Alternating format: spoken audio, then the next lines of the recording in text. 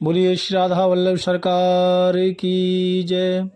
सद्गुरुदेव भगवान की जय। ना गुरुरधिकं तत्त्वं ना गुरुरधिकं तपः ना गुरुरधिकं ज्ञानं तस्मै श्री गुरुवे नमः। प्यारे भक्तों, आज भक्तिमत्ता माता शबरी के बारे में एक क्वेश्चन आया था। स्वामी जी, माँ शबरी पूर्व जन्म में कौन थी? और ये शबरी जो माँ का जन्म हुआ, इसकी आप विस्तार में कथा बताएं, क्योंकि राम कथा में कथा मिलती है, थोड़ी सूक्ष्म मिलती है। प्यारे भक्तों, तो संतों से जो सुना, जो श्रवण किया संतों के द्वारा, कथा आती है कि माँ शबरी जो थी ना, वो पूर्व जन्म की कथा है। माता शबरी पूर्व जन्म में एक बहुत बड़ी राजा की रानी थी। जैसे अपने यहाँ पहले होते थे ना बड़े बड़े रजवाड़े राजा और बड़ी बड़ी महारानियां, ऐसे एक बहुत बड़े राजा की ये रानी थी। प्यारे भक्तों, एक बार ऐसा समय आया कि वह राजा प्रयागराज में स्नान करने के लिए आए और राजा के साथ में ये मां शबरी भी प्रयाग स्नान के लिए पधारी। तो प्रयाग तो भक्तों बड़ा पावन तीर्थ है, श्रेष्ठ तीर्थ है। वहाँ गंगा जमुना और माँ सरस्वती तीनों का मिलन है। तो वहाँ बड़े बड़े संत जाते हैं भक्तों, आज भी जाते हैं, पहले भी जाते थे। बड़ी मान्यता है प्रयागराज की। प्रयागराज को भक्तों सब तीर्थों का पूजनीय कहा गया है, भांजा कहा गया है। ये पूजनीय है समस्त तीर्थों का प्रयागराज। तो वहां बड़े बड़े संत आरंभ से ही जाते थे। प्यारे भक्तों, अब क्योंकि वहां स्नान करने के लिए जब अपने पति के साथ जो मां शबरी पूर्व जन्म में रानी थी वह पधारी, तो वहां सब लोग संतों का दर्शन कर रहे थे, संतों का चरण दर्शन कर रहे थे। अच्छा भक्तों, एक बात, कल मेरी एक साढ़े मिलने वाले ब्रिगेडियर साहब हैं, उनसे गल हुई। तो उन्होंने मुझे प्रश्न किया, स्वामी जी किसी महापुरुष का या भगवान का दर्शन करना है तो चरणों से करना चाहिए? मैंने कहा हाँ, चरणों से करना चाहिए, लेकिन यदि कोई भगवान का परम भक्त है,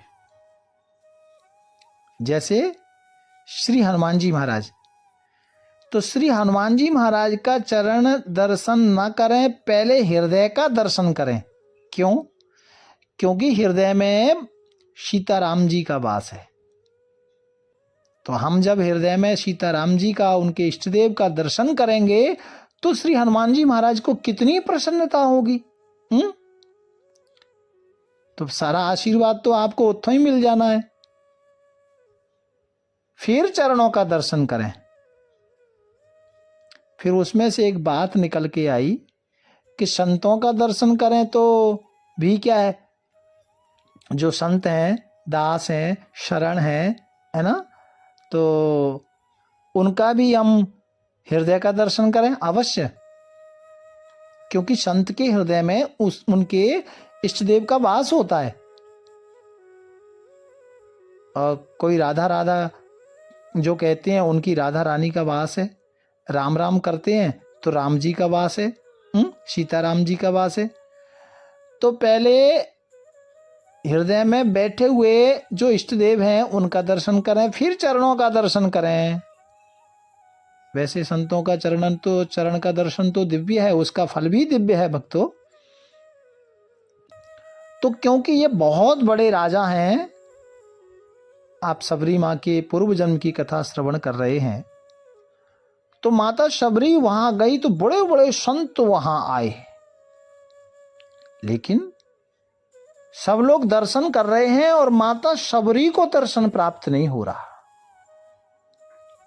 हो भी नहीं रहा और हुआ भी नहीं। क्यों? क्योंकि वो बहुत बड़ी रानी थी, तो अब घूंघट पर्दा उठाएं कैसे? अनेक दासियों के बीच में अनेक जो राजा लोग थे, जो वहां जो वर्कर लोग थे, जो राजा के आसपास सैनिक लोग थे, तो उनके मध्य में रानी जी संतों का दर्शन नहीं कर पा रही। तो इन्होंने देखा कि मैं इतनी बड़ी रानी हूं और आज प्रयाग में मैं आई हूं और प्रयागराज में आकर के मुझे संतों का दर्शन नहीं हो रहा है, ऐसा जीवन मुझे नहीं चाहिए। धिक्कारती हूं मैं ऐसे जीवन को, जो गंगा जी के किनारे आकर के और गंगा जी के किनारे आकर महापुरुषों का दर्शन मुझे नहीं मिला। ऐसे रानीपन का क्या मतलब? भक्तों, और इसी व्याकुलता को हृदय में लेकर के रानी जब मां गंगा के समीप गई, तो मां शबरी जो रानी है, उन्होंने मां गंगा से कहा, मां यदि आप मुझ पर प्रसन्न हैं, मेरे ऊपर यदि आप कृपा करना चाहते हैं, वाकई आप मेरी भक्ति से यदि प्रसन्न हैं, तो गंगा जी से वर मांगा। और मालूम है वर क्या मांगा? कहा कि वर में मुझे उच्च कुल नहीं देना, बड़े राज घराने का जन्म नहीं देना। मां मुझे सुंदरता नहीं चाहिए, मुझे वैभव नहीं चाहिए, मुझे बड़ा घर कुल संपदा ये सब नहीं चाहिए। यदि आप मुझ पर प्रसन्न हैं तो मुझे आशीर्वाद दो कि अगले जन्म में ये सब वैभव मुझसे दूर हो जाए। भक्तों, ज्यादा वैभव ना, ज्यादा संपदा, ज्यादा सुख, ये जीव को परमात्मा से दूर ले जाता है। हाँ, और ये कथा आपने सुनी होगी, माता कुंती ने भी यही कहा था भगवान श्री कृष्ण से कि मुझे दुख दो, क्योंकि दुख में सुमिरन सब करें, सुख में करे ही न कोई, और जो सुख में सुमिरन करें तो दुख काहे को होए। तो आज जब संतों का रानी थी बहुत बड़ी, लेकिन घूंघट के और मर्यादा के कारण जब संतों का संग नहीं मिला, सत्संग नहीं मिला, दर्शन नहीं मिला, तो मां गंगा से कहा कि दूसरे जन्म में मुझे सुंदर नहीं बनाना, रानी नहीं बनाना, उच्च कुल में जन्म नहीं देना। दूसरे जन्म में ऐसी कृपा करो कि मुझे साधु संग मिले, संतों का दर्शन मिले, संतों की सेवा मिले। ऐसा वरदान माता गंगा से मां शबरी ने मांगा। ये पूर्व जन्म की कथा है भक्तों। और माता शबरी के एक और पूर्व जन्म की कथा आती है। एक प्रसंग आता है कि एक ब्राह्मण दंपति वन में तप करते थे। ब्राह्मण कहीं चले गए, कुछ दिनों बाद लौटे, तब ब्राह्मणी ने भोजन कराया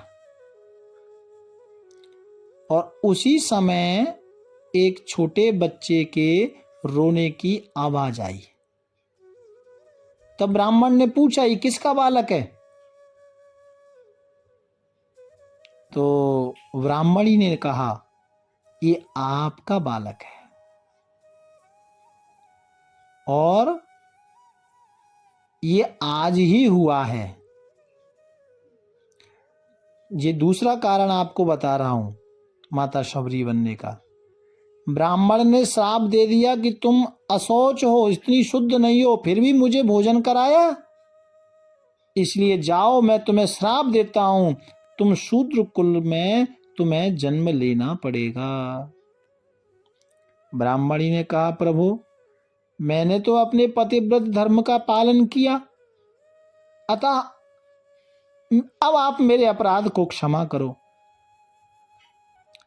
निवेदन किया ब्राह्मण से, विनय करने लगी, आंखों में आंसू आ गए। मैंने तो एक पतिव्रत धर्म का पालन किया, ये दोष आप मुझे ना दो, ये श्राप मुझे ना दो। तो ब्राह्मण ने कहा, देखो श्राप तो मैंने तुमको दे दिया, लेकिन मैं तुम्हें आशीर्वाद भी देता हूं कि तुम शूद्र कुल में तो जन्म लोगे, लेकिन संतों की सेवा से तुम्हारा उद्धार होगा और भगवान श्री राघवेंद्र सरकार, भगवान श्री रामचंद्र जी आपको दर्शन देंगे, तुम्हें दर्शन प्राप्त होगा। प्यारे भक्तों, यही माता शबरी, फिर आगे हम कथा श्रवण करेंगे कि कैसे विरक्त होकर श्राप बस माता शबरी बनी और फिर कैसे वन में आई, कैसे राम जी का दर्शन मिला। ये कथा हम कल से श्रवण करेंगे। भाव प्यार से राधे राधे राधे राधे।